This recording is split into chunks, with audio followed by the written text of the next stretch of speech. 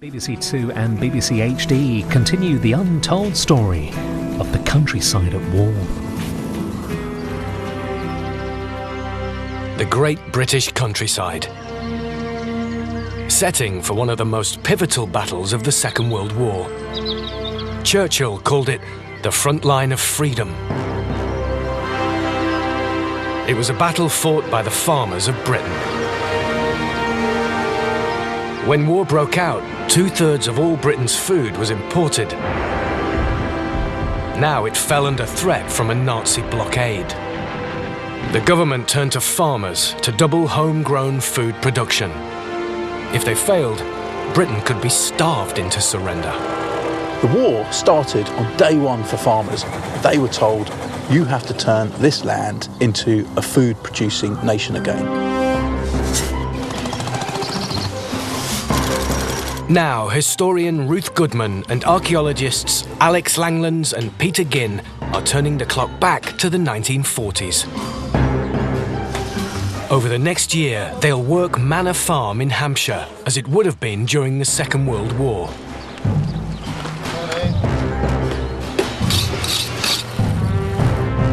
This time, they face the conditions of 1940, when Nazi bombers brought death and destruction to Britain. The team must deal with rationing. That in total is your fat ration. That's particularly hard to make last the week. Make use of every last resource.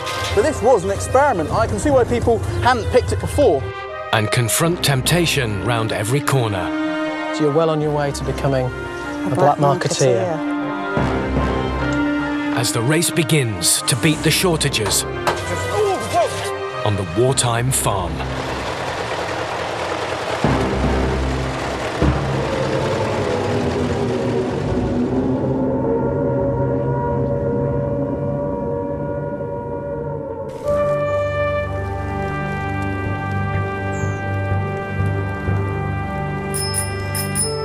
In 1940, German bombers were targeting Britain's docks, destroying food imports by sea and by air. Britain's farmers were ordered to plough up an extra 2 million acres of land. But with so many fields growing food for people, there weren't enough to grow food for animals as well.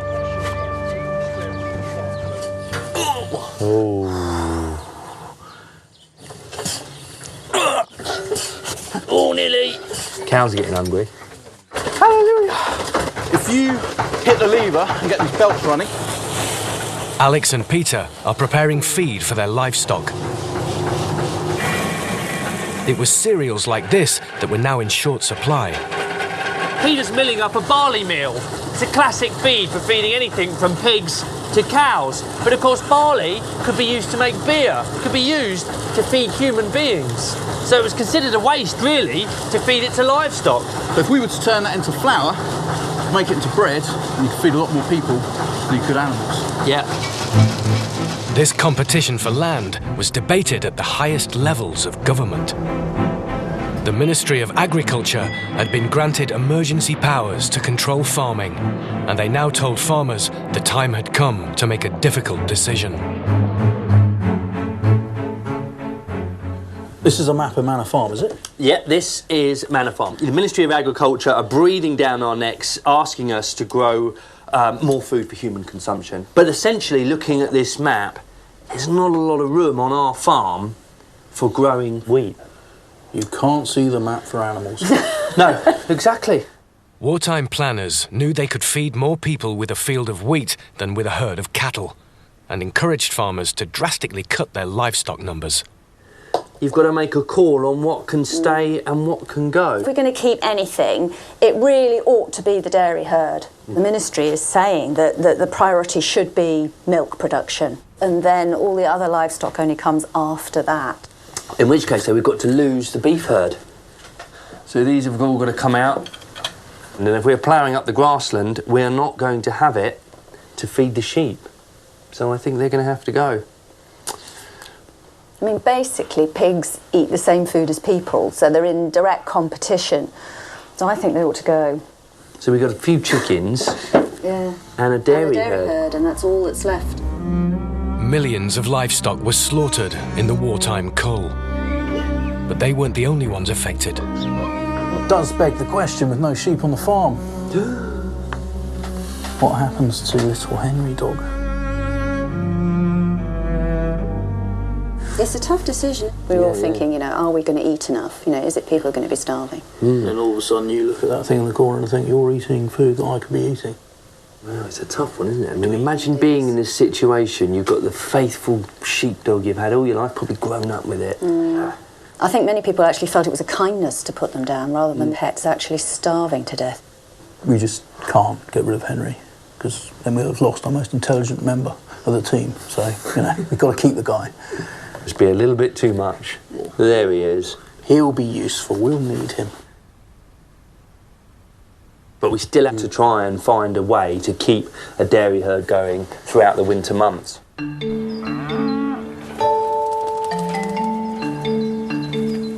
Come on, cows. The Ministry of Agriculture wanted dairy farmers to feed their cows on a foodstuff packed with protein. Silage. Silage is made by starving freshly cut grass of oxygen, preserving its nutrients for feeding over winter. But with so many fields being ploughed up, grass wasn't always available, so the boys must find an alternative. So where exactly is it we're going? We're going to a farm that grows sugar beet, Peter. Sugar beet. Okay. Yep. So get yourself comfy, it's a bit of a drive, and I have to say I haven't quite mastered the gearbox on this old boy.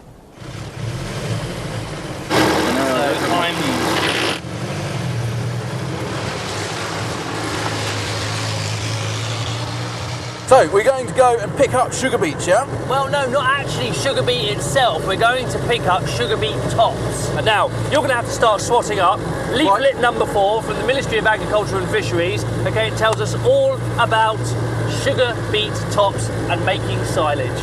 Fresh sugar beet tops are equivalent in feeding value to the same weight of Swedes. Wow. And in normal weather, they may remain fit to feed for several weeks. Yes, but If the supply of tops is too great to feed fresh, the surplus should be ensiled for later use. that's the idea, Peter. If we make a silage clamp or we get some kind of drum we can get the silage in, we can use that feed all the way through the winter.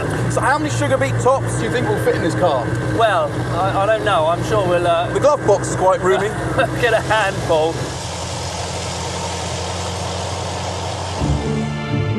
Sugar beet was a vital wartime crop, grown to take the place of sugar imports.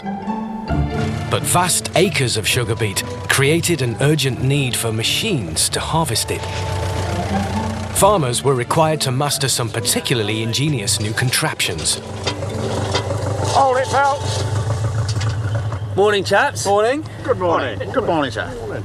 Alex and Peter have come to meet the men of the Peterborough Farm Machinery Preservation Society, who are trying out one of the earliest of these intricate harvesters, which was made in Denmark in the 1940s.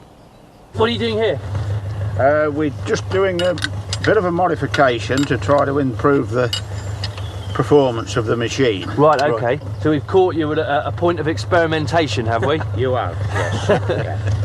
This is fantastic for us because this is almost certainly a scene that you would have seen in 1939, 1940 with the outbreak of war and the introduction of this type of technology.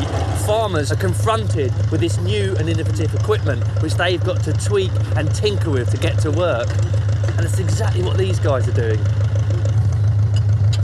Basically a lot of fiddling with nuts and bolts.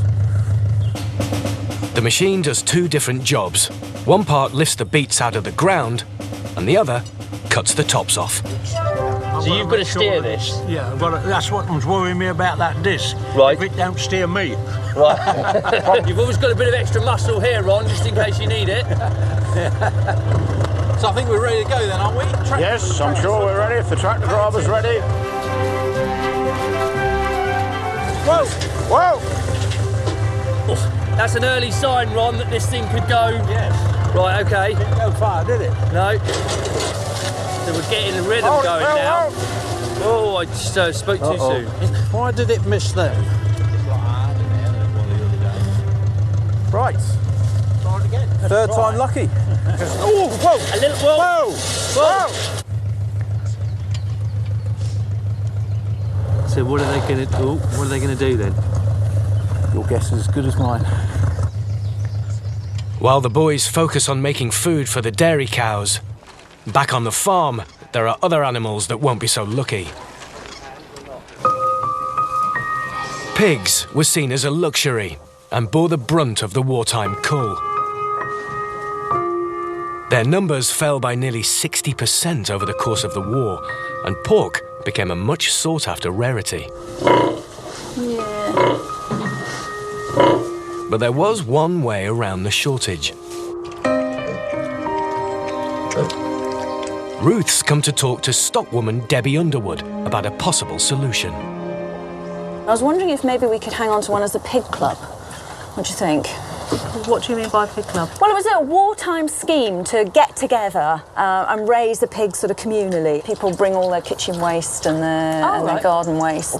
You've got enough food to feed a pig, and then when you come to slaughter the pig, you divide the pig up between everybody who's fed it. You know, it was a way of keeping some bacon and pork in the system. Pig clubs were officially encouraged by the government and were popular not just in the countryside, but in cities too.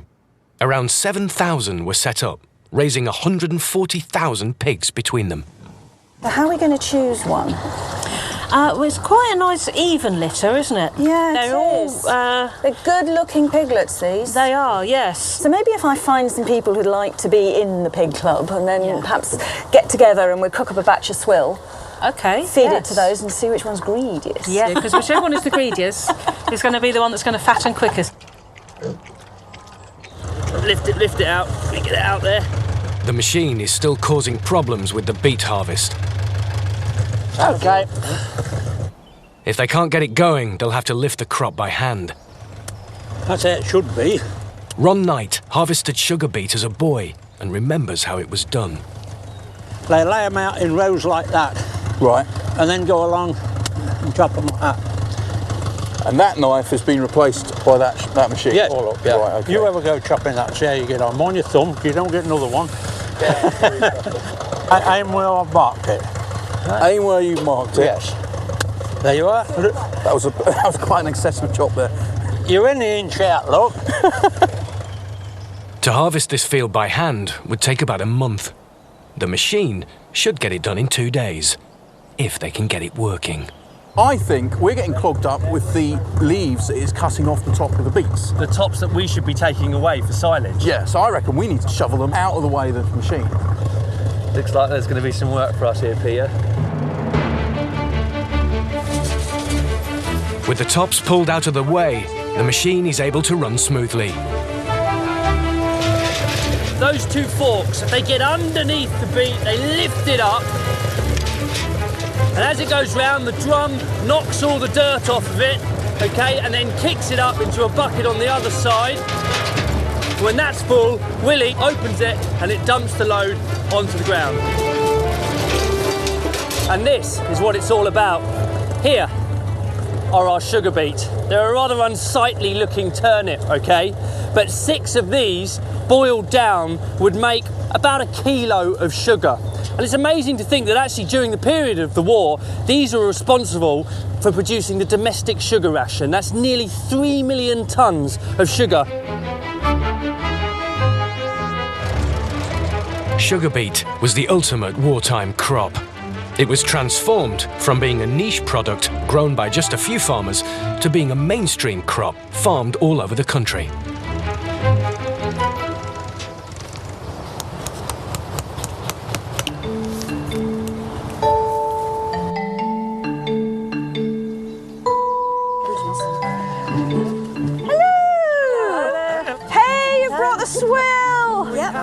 Ruth's got some recruits for her pig club. Let's fatten that pig up. Oh, fantastic. Here you go.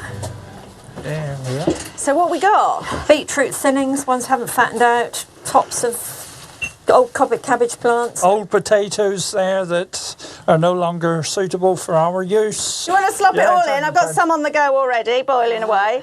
The scraps will be turned into a soupy swill. All good stuff. The swill was often collected by one designated person. as Pig Club member Jill Dix recalls. Am I right in thinking, Good Jill, enough to that eat. your parents actually were in a pig club during the war? That's right, yes. It was operated by a local butcher. What were you putting in the pig swill? Everything that wasn't eaten, we didn't separate any of it out. If it was food and it wasn't eaten, it went straight to the pigs. And they did also used to take the bones as well. I mean, nowadays people would have kittens about the idea of that. They'd be really worried about contaminating the food chain. Feeding pigs with animal byproducts was linked to an increase in foot and mouth disease during the war. To avoid the hazards, Ruth's pig will only be fed with waste from the garden, not the kitchen. So are you going to be able to keep up the supply of swill then, do you think? We will try, yes. It's towards the end of the year. It's always more difficult during the autumn. Well, if we can keep it up, 6 months down the line, half a pig between us. That sounds Be very good, nice. wouldn't it? It's very nice.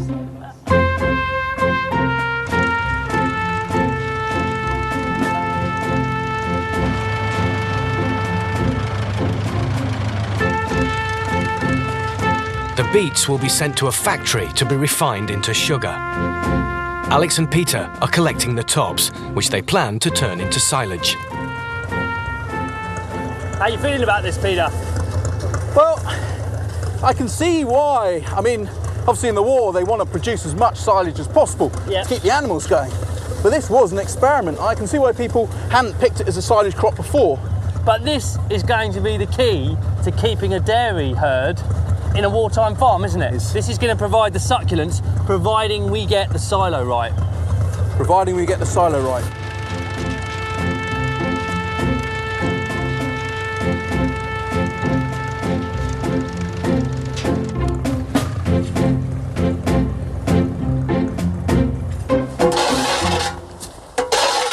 I got that first bucket of swill. Ah, let's have a look. I'm hungry. Funnily enough, it smells delicious. Yeah. Let's see if they're hungry. Right, let's give this Come on a go. then. Guillermo, show us who's a big greedy pig. What do you think? Oh, she's turned her nose up. Yeah. Which is quite easy for her. Well, this is going well. This is going really well. Ruth's plan is to choose the greediest pig for her pig club. Come on then. A little bit closer. Well, they're quite intrigued by this, aren't they? They are, aren't they? They're interested. They're not actually eating it yet, Oh, but... yes, they are. Yes, they are. Especially her with a little short tail. Yes. Little shorty. That's the little female, so that might be quite a nice one to keep. Let's have a look at her. Go on, grab her. Let's have a look. Well, she's certainly noisy. Listen to you. This is one with a short tail. She's good, isn't she? And look at that fat belly on her. Yeah. Yeah, I think so. I think this is the one for us. Ruth will keep Shorty and Snowflake, but the other pigs have to go. Yeah, I know you do. Yes, you are. One thing to another.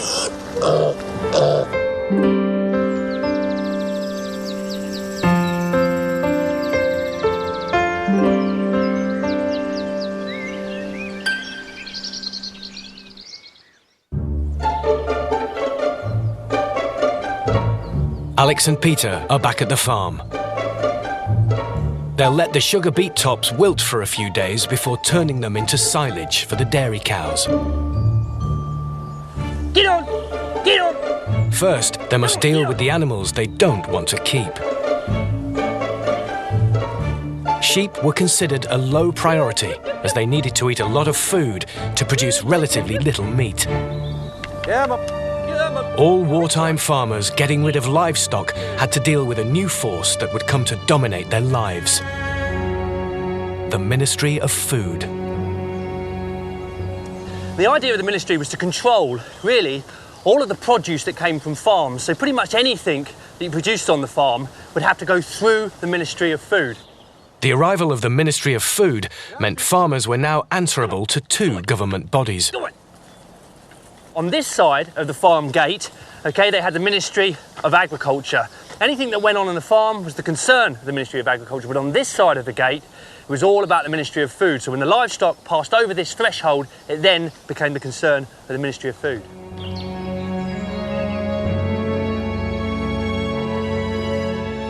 The Ministry of Food was responsible for the biggest food distribution network attempted anywhere in the world. The rationing system. I've got here the ration for one person for 1 week in 1940. Of course, not everything was rationed. You could, in fact, have as much bread as you could afford, as much vegetables as you could get your hands on, but a whole range of things were rationed. Rationing began in January 1940, with bacon the first meat to go on the list. 4 ounces per person per week. You could have it as ham instead, but not as well as. It amounts to about 4 slices. The butter, however, is even more scarce. Can you imagine trying to manage on that much butter a week? You were allowed other fats. This is for cooking fat. And that in total is your fat ration. That's particularly hard to make last the week. Joining the first wave of rationing was sugar, around 12 ounces per week. So if these foods were rationed in January, by March, meat, fresh meat, had joined the ration. Unlike these, which are based on weight, meat rationing was done upon value, how much money you were allowed to spend. If, in 1940, you bought a really good piece of meat, this is how far your 1 shilling and 10 pence took you. So that would be a week's meat. Not bad, but you'd only eat meat, say, 2 days a week. You could, however, be a bit more canny. If I bought something like a shin of beef, which you can see immediately is a less quality cut, I could have an awful lot more. That there is 1 pound of shin of beef, and I could, in fact, have had 3 times that amount for the same rationed money that I had for that cut of beef. And alongside it, offal. And I've got here kidney and liver. This amount of offal cost the same as that little bit of beef. Now, to a modern eye, you might think, well, that's not so bad, that's not so very little meat. And it's true. But this is the peak of meat eating during the war.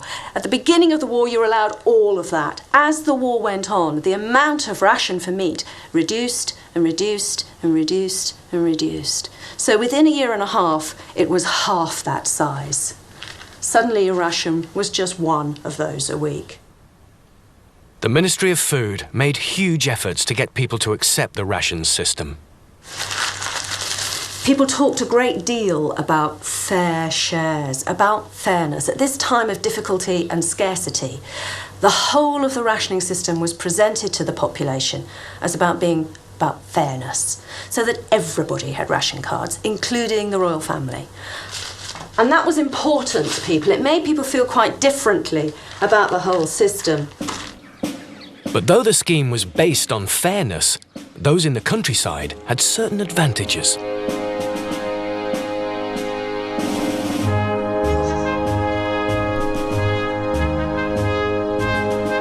The ancient tradition of the hedgerow harvest came into its own, as people went out to forage for whatever they could find.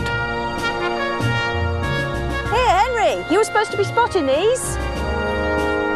Even in the depths of autumn, nature's bounty could be pressed into use. There's no doubt about townies came off a lot worse during the war. You're out here in the countryside, you've got so many more resources at your fingertips. I mean, whether it's finding your mushrooms or acorns on the floor or horse chestnuts or sweet chestnuts or blackberries or whatever. You know, there's just so much more food about in the countryside. There's loads of food, really, when you start looking. Alex and Peter are getting on with the job of deciding which farm animals to cull. Now, We've got too many, haven't we? there's definitely too many. So unfortunately, the writing's on the wall for some of these old birds. A chicken lays most of its eggs in the first 3 years of its life. After that, its productivity declines. I reckon that one there. If I grab her feet, she's got to flap, isn't she? Well, if you grab both feet together, she will flap, make a lot of noise, but she'll be safe. Yeah. That's the one. That's it. Straight down. Wrap her up. Perfectly done. Beautiful. Quite a red wattle and comb. This is a classic sign of an older bird. It's very deep red, and it's just those feet. If you look at those feet, look at the. Oh, a bit of fight in her, isn't she? She does. She's got calluses on the bottom, quite large calluses. You can tell she's quite an old bird. That's a natural bird to cull. Come on then, boy. Come on, I'm sure there'll be something in here for you. It wasn't just wild food that added to rural diets. Having more land meant country people were far more likely to reap the benefit of the government's Dig for Victory campaign. Oh, Terry, you're already here. Sorry. Hello, Ruth. Manor Farm gardener Terry Budd will help Ruth decide what to plant in the garden. We've got this leaflet now from the Ministry of Agriculture encouraging us to grow some of our own veg. Savoys, sprouts, kales, vegetables all the year round, if you dig well and crop wisely. The Dig for Victory leaflets were written to help gardeners get fresh produce every month of the year. They were widely distributed, or you could write to the ministry and request one. I mean, that's quite a nice, sensible plan, isn't it? There's nothing fancy about it. There's nothing, exotic or close. This is your basics through the year.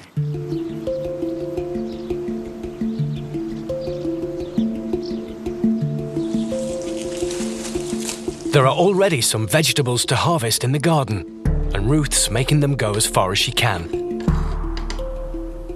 So I'm making a giant, great, big, enormous stew. Huge, several meals worth. Anything that isn't eaten as stew will be turned into soup later.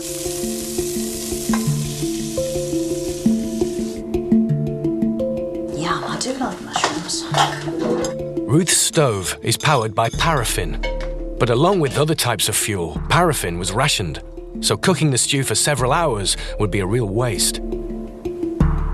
There was a popular wartime solution that Ruth's keen to try. This is my cunning plan. I'm going to make a hay box. Now, the funny thing, a hay box, there's no heat source. It's sort of just insulation. But it does the job that you might think of, say, like a slow cooker. So, hay. And I'm making a really thick layer, not just on the bottom of the box, but up the sides of the box, and eventually I'll make it in the lid as well. It's all about keeping the heat in.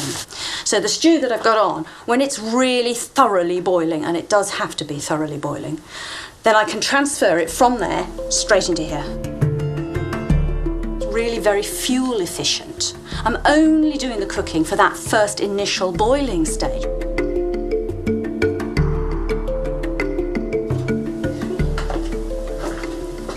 Snuggle it down in there. And then on with my lid. Seal it all up. And you've kept the heat in. The heat can't escape, so the heat stays there, carrying on cooking slowly and gently. Should do. Right, cooker off.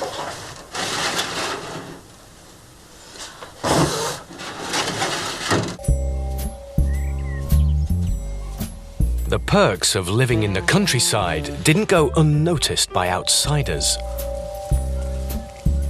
Strangers frequently turned up at farm gates looking for ways to beat the rationing system. Mark Roodhouse is a historian who specialises in the wartime black market. Hello. Oh, hello, you must be Mark. Ruth. Sorry, muddy hand. Nice to meet Nice you. to meet you. You're the chap who knows about all the dodgy dealings, aren't you? Yes. Where would you like to start? Secluded rural locations made the perfect base for black market activities. Well, underneath here, we have bread, various things for our black market experiment. Here, we've got red petrol. This would have been used by the army. Dyed red by the armed forces to stop people stealing petrol, which was rationed and in short supply, the police would take a sample from your tank, and if it was red, they would know that you had stolen that petrol, and so they could prosecute. So what we're going to do is take the dye out of this petrol so that we can put it in the tank of a car without risk of being caught. There are lots of anecdotes about how people could get hold of this dyed petrol and remove the dye. So I thought that we could have a go and see which of these proves the most Have you done this before? No, and I don't think anyone has ever tried this kind of experiment since the 1940s. The first method to be tried is mixing it with aspirin. That's supposed to separate out the petrol from the dye. That do it? Yeah, that should do. Was there much of this going on? There is a surprising amount of fiddling about with petrol, particularly on farms. For example, Billy Hill, who was one of the big London criminals of the 40s, he had a run-in on a farm in Hertfordshire, which he used for storing stolen goods, and also used it as a base for operations such as this one. Oh, maybe we've got the wrong brand name. Maybe it needs a bit of time. While they wait to see if the aspirin works, Ruth and Mark try filtering some of the petrol through charcoal. Go on. Oh. Go on, you do the honours. You're the one who's been reading about this stuff. Oh, I think we're getting something, but pour slower. It's definitely better than the aspirin, but it's a bit pink. Lastly, they'll try sieving it through bread. One of the methods of dealing with petrol, this seemed the least likely one. It seemed such a waste of... Good bread. Waste of bread. That's holding a lot of petrol, that bread. Work. Ah, it's coming through. Oh! So it is. That looks clear to me. It flipping does. I can't believe that's worked. That is just amazing. I have to eat my words. I never thought that would work, and it does. And in some ways, the cheapest and easiest of all the methods. Yes, yeah, if you've got the bread to waste. Well, yeah, the bread, of course, wasn't rationed. With the telltale dye removed, the petrol could be sold on the black market. If you have this, you have your loaf of bread, you're well on your way to becoming a black marketeer. Yes. And pestering farmers up and down the country and trying to get them into your dodgy dealing ways. Absolutely. You wicked man, you. Anyone involved in making or selling food had opportunities to make a bit on the side. Butchers could be notorious black market operators. Hello. Hello. Oh, it looks tasty. Me. Mark has brought Ruth to meet local butcher Simon Broadrib. The Ministry of Food has worked out, speaking to various butchers, what they should be able to get off a carcass, allowing for a bit of wastage. But a skilled butcher like Simon here can make more joints off that carcass than the ministry allows for. I mean, it's keeping the trimming to a minimum, nice and lean. Under the ration system, consumers had to register with a particular butcher, so shopping around was not an option. Many butchers felt a strong temptation to sell off parts of the animal that would usually have gone to waste. Let me show you the difference between like a wartime chop with a big long bone, all untrimmed, to what the customer wants now. This lovely little lamb cutlet, nice and meaty, not too much bone, hardly any fat, to our wartime chop. You see, it's almost twice as long, isn't it? Yeah. I'll get more money for that. Well, the customer would get less meat for it. Let's put it that way. Right. And a lot of your weekly ration you would take as the bone. So it's really important, if the customer wants a good cut of meat, they get to know Simon, and Simon likes them. It changes the relationship between customer and retailer. I like so the customer's not always right, the retailer's always right. By including plenty of bone on their cuts, butchers could ensure they achieved the weight of sales the Ministry of Food was expecting and still have plenty of meat left over to trade on the black market. You've not got too many qualms there, No, I'm fine, and I deserve it. Yeah, I'm working hard, no qualms at all, I'm fine. And if you're making sacrifices in lots of other areas of life, aren't you entitled to a little bit of home comfort? If you sent your sons off to war, your daughter's in the factory, you're working extra shifts, extra hours, surely there should be a little bit of reward for all that extra work.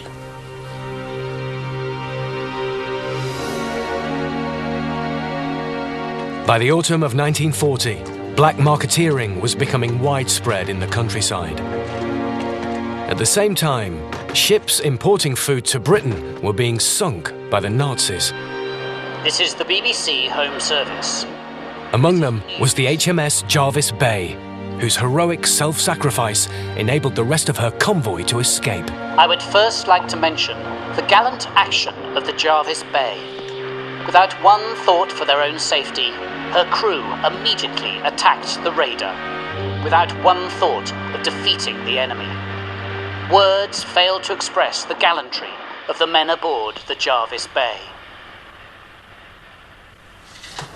Really emphasises the cost of human life. It does make you think about the value of all what they were carrying on those convoys, doesn't it? You know, and if you'd been wasting that, if you'd been doing something a bit dodgy, you know, meaning that more stuff had to come in, then you're culpable.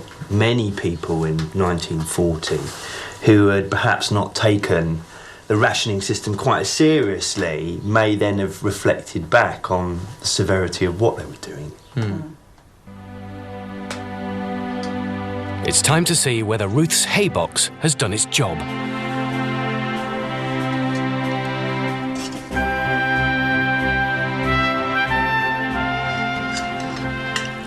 It's one of the best stews I've ever eaten. Those hay boxes, they're really efficient, aren't they? It's a brilliant, less fuel, I suppose. Less fuel, right. And less time as well. Tea. Brought in from the four corners of the Empire, Peter. Thanks to the brave merchant shippers. And drink to them. To merchant seamen.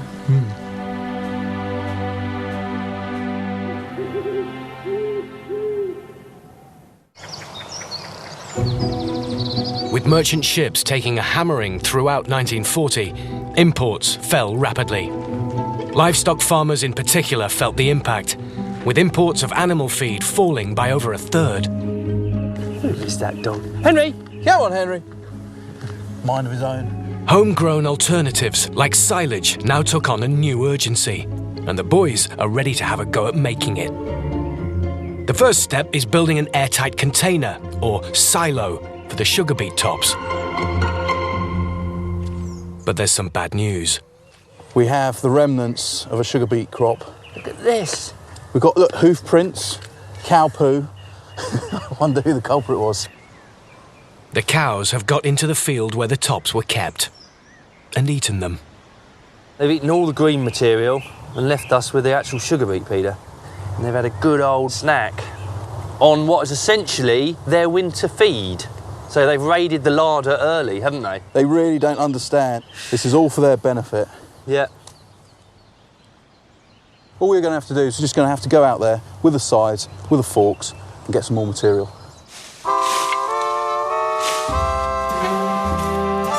There was plenty of official advice about unorthodox ways to make silage. I guess it's a measure of just how desperate the government had got that they were advocating harvesting nettles, which is essentially a weed. But nettles are very nutritious, good iron content, good protein content. They crop up and they just grow everywhere. It isn't just scraps to go in the silo that the boys need to gather. They must also forage for materials to make the structure itself. All of the metal in Britain in 1940, of course, would be used to build bombers, fighter planes. So we're going to have to make do, basically scrap from the farmyard. Problem is, it's a lot of work, isn't it? It's a hell of a lot of work. We need some help. I think I should get down the labour exchange and see if we can't pick ourselves up a couple of land girls. Help us out with this, because we're going to need it. The wartime drive for food production meant extra labour was desperately needed. An intense campaign encouraged women to join in the Battle of the Fields. Thousands responded, and the Women's Land Army soon became a feature of farms across the country.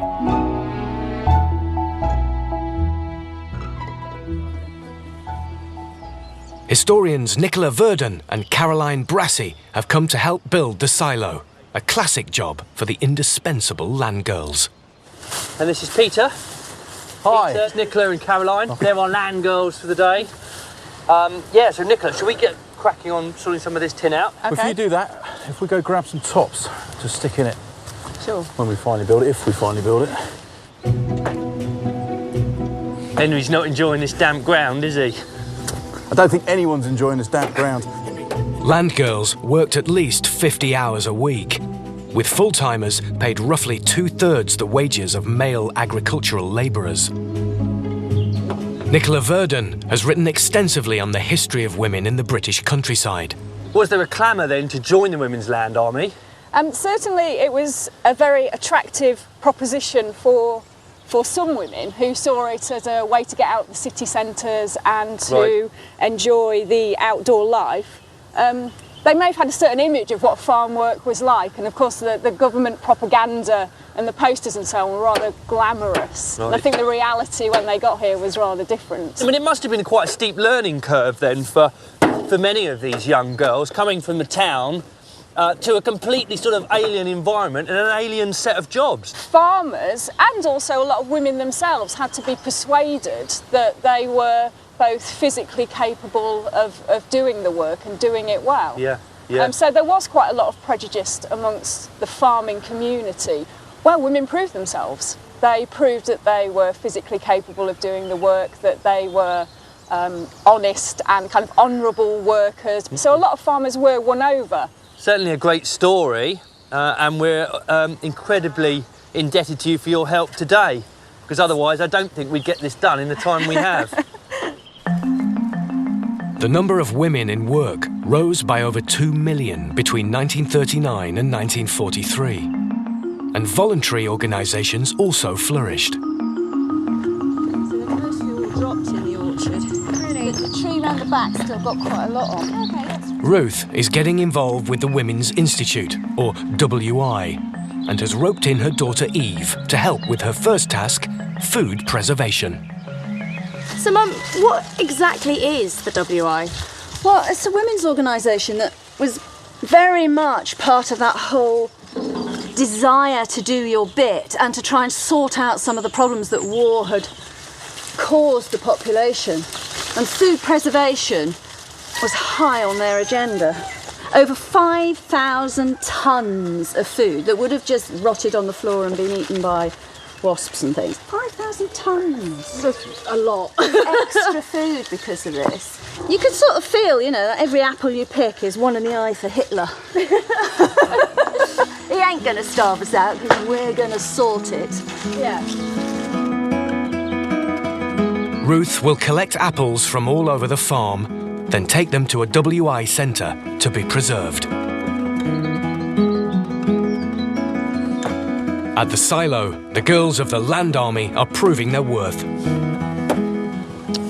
Okay, this one's a bit shorter than that one. Doesn't matter about the length, but the camber will be the same. Right, okay. The internal circumference. Does that make sense? I haven't got a clue what you're talking about. The thing is, I've worked with Peter for years, so I know his strange language. But not all women were accepted into its ranks.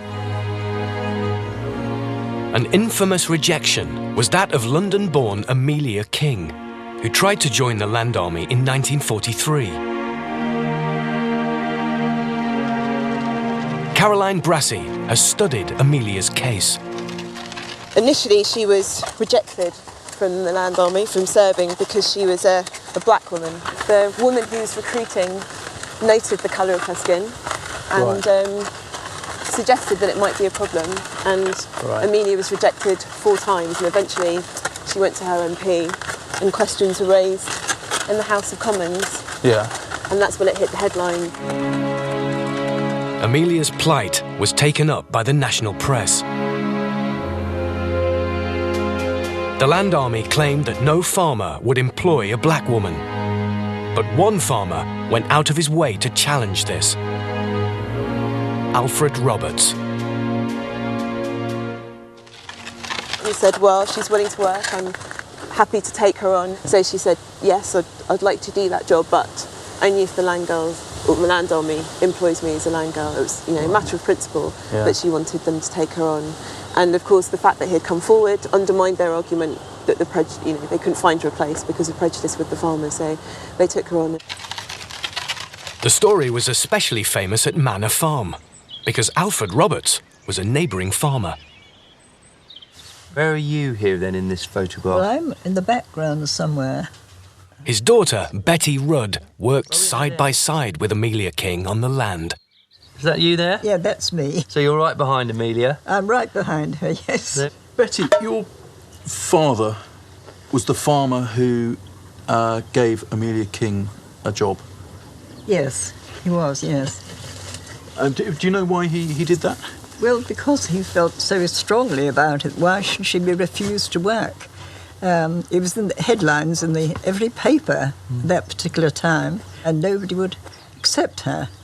So he immediately got hold of the phone number and phoned these people and said, she certainly can come here. Amelia came and she was sort of part of the gang. Do you think she enjoyed her time here, or...? She did, and she was very good. And also the other girls were good to her. You know, they accepted her. It was hard work. Yeah. Very hard work. You know, when you think of it, looking back, they all said, you know, it seems like 5 years sort of just went like that. Yeah. Because we were enjoying ourselves so much, working and doing things for country. Yes. And growing food. Growing food, yes, which is the essential thing. After her time in the Land Army, Amelia King disappears from the pages of history. It's believed she died in 1995. But her actions as a young woman helped to chip away at the prejudice in British society as wartime pressures forced barriers to be broken down.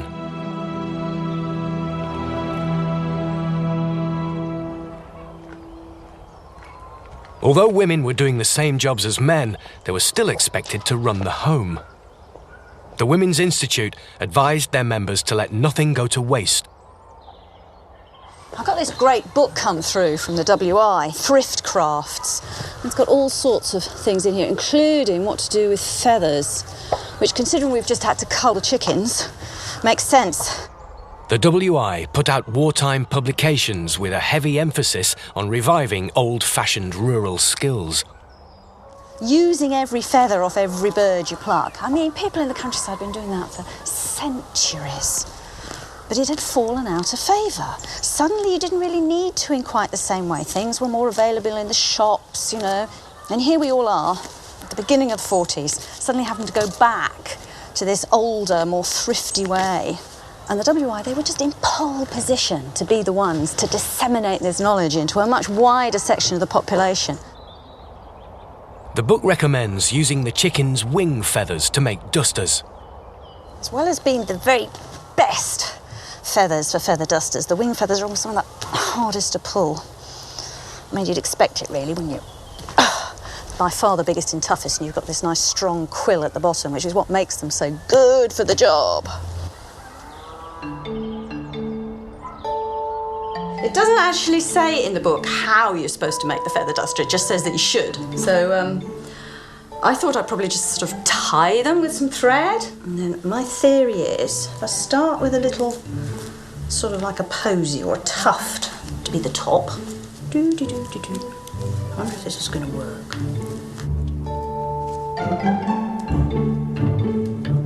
Binding the feathers in a spiral makes a duster that will get into every crevice.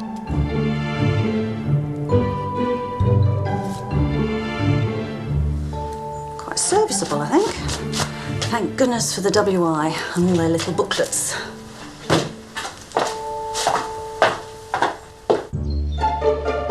With the silo built, the team can start filling it. But first, they must make careful preparation to ensure the silage material isn't contaminated with soil. A little mat here.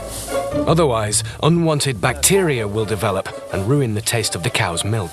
That's fine. I think that's a pretty good covering. Yep. Right, pitchforks. Choose your weapon. Your work doesn't end there, though, Nicola. Do I stay in here You now? have to stay in there. Yeah. And as Caroline forks it over, with our help, you got your fork handy? I have. You're going to tread it like an Italian treading grapes. Yeah. Yeah, try and chuck it on.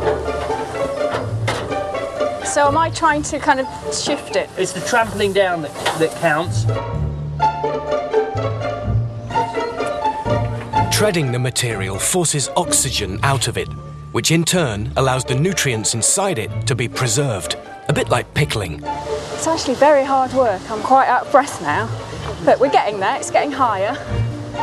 Although silage had been known about for centuries, until the Second World War, many farmers in Britain had never tried making it. This really is at the forefront of 1940s farming. All their lives, farmers, you see, they'd been making hay, and that was really very much more of an art form, whereas making silage was really a science. And it was a science that they didn't really understand, so they were deeply, deeply sceptical. Really, the government wanted this to happen on every farm, but the reality was it happened on very, very few farms. So we would have been sort of innovators of our age. Ready, want it? That far corner. Can now.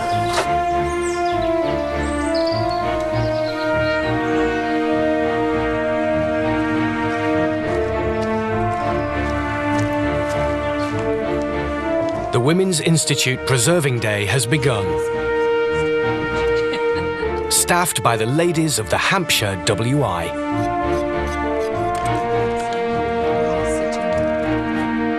Throughout the war, centres like this operated all over the country, preserving thousands of tons of produce for the nation.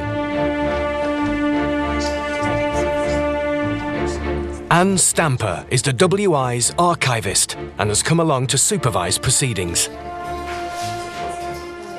I mean, the sheer numbers of tins, the sheer numbers of pounds of fruit, it's huge! Yes, yes.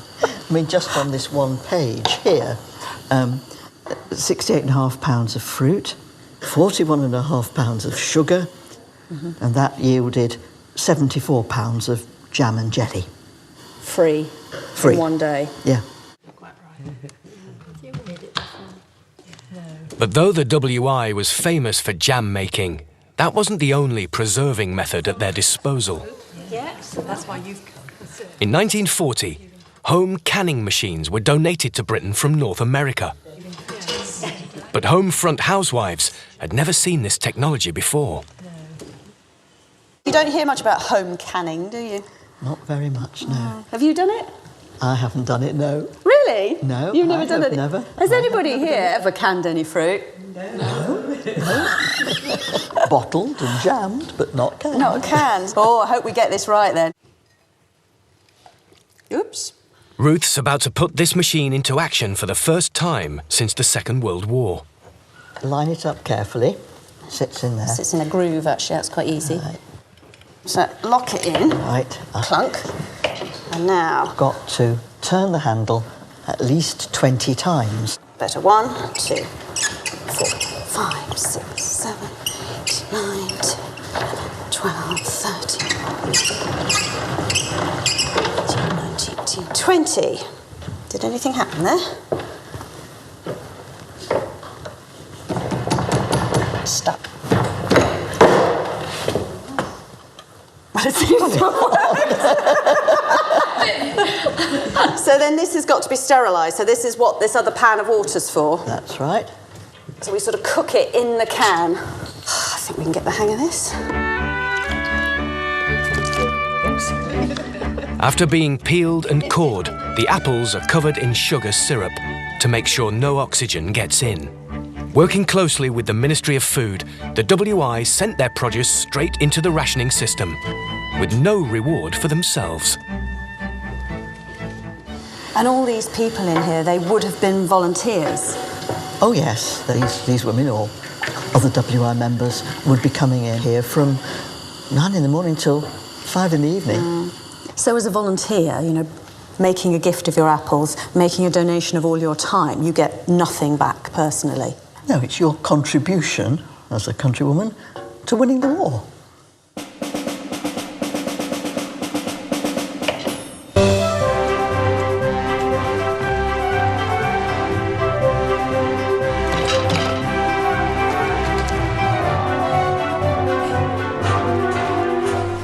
OK, Peter, we ready with the molasses?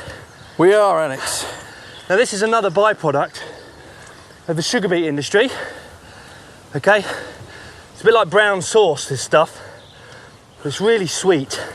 But it was absolutely crucial, this stuff, to making silage. So whereas sugar was rationed in all other parts of the war, of course, the government was so keen for farmers to make silage that they gave them special dispensation to use this stuff. Molasses was seen as vital to the preservation process, helping fermentation of the crop to begin. The government encouraged all wartime farmers to make silage. And though it never became widely popular, levels of production are estimated by some to have reached 1 million tons. The ladies of the Women's Institute are celebrating a successful canning drive. Together, the WI and the Land Army engaged almost 600,000 women in the war effort. In fact, the two organisations were headed by the same person, Lady Gertrude Denman, who did everything she could to ensure they helped each other out. In fact, in this copy of Home and Country, which was the WI magazine, Lady Denman actually wrote a letter, which she actually headed, an appeal to farmers' wives. Oh, yeah. The prejudice against a woman attempting to do a man's work dies hard. Well, that's true enough, isn't it? But the progress of the Land Army in the past years shows that it can be overcome. And very practical too. I mean, she goes on in that letter to suggest that one of the ways that WI members can help is by inviting land girls into their houses to have a bath if the place where they're working hasn't got a bath. Yeah. And she suggests they come as guests to the WI meetings, and indeed that did happen, and quite a few joined the WI. Yeah, well, it's looking good. So you're getting higher. In tribute to their sisters in the field, the ladies of the WI are rounding off the day with the Land Army's official anthem, Back to the Land. Back to the land, we must all lend a hand. To the farms and the fields we must go. There's a job to be done, though we can't fire a gun. We can still do our bit with a hoe.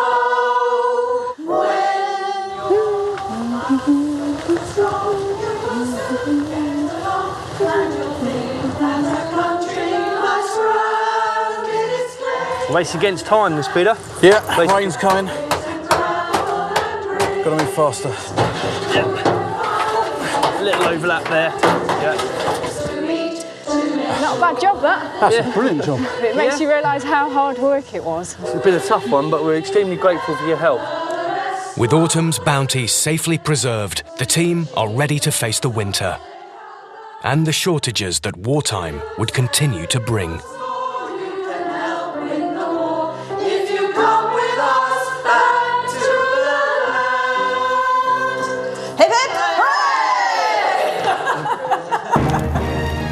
Next time, an influx of evacuees means a shortage of space. It's warm, it's dry, better than being in the city centre of Southampton.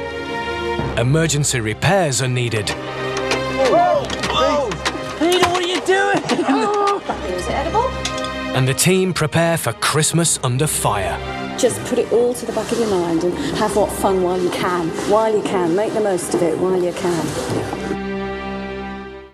To find out more about how Britain fed itself during the Second World War, the Open University has produced a free booklet and online interactive challenges for you to explore. Call 0845 366 0257 or go to bbc.co.uk/wartimefarm and follow the links. BBC Two's back on the Wartime Farm next Thursday at 8. Next tonight, can British women learn from Norway and make it to the top? Hilary Devey asks if quotas are the answer, or let the train take the strain on BBC 4 with a man who created a railway revolution with the Intercity 125.